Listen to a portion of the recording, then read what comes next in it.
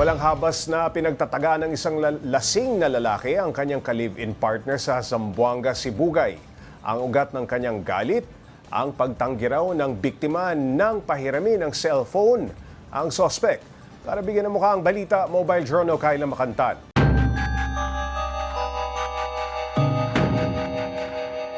Luwason sa nato ni, luwason sa nato.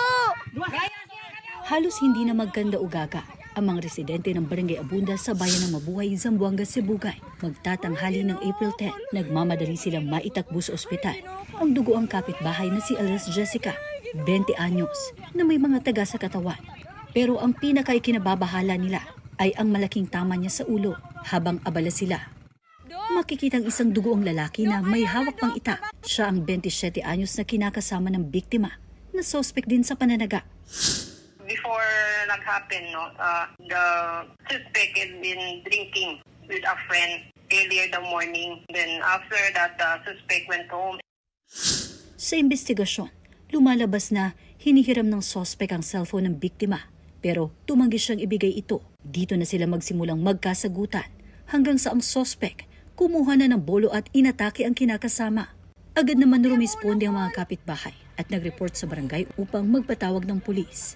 Ang isa sa mga kapitbahay, tinagari ng suspect. Naprotektahan niya ang ulo gamit ang kanyang braso, kaya dito ang kanyang naging tama. Hindi naman ganun kalubha ang taga at nagamot din agad.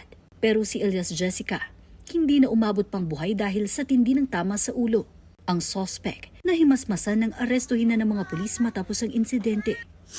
Kung mag-inom man po tayo, sino ka pong ayaw uminom, pero kung ano man pong pagkaintindihan sa mag-asawa, pag-usapan na lang, lahat po ng problema may solusyon.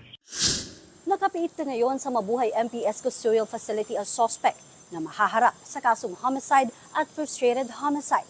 Mobile Journal, Kayla Makantan, hatid ang mukha ng balita.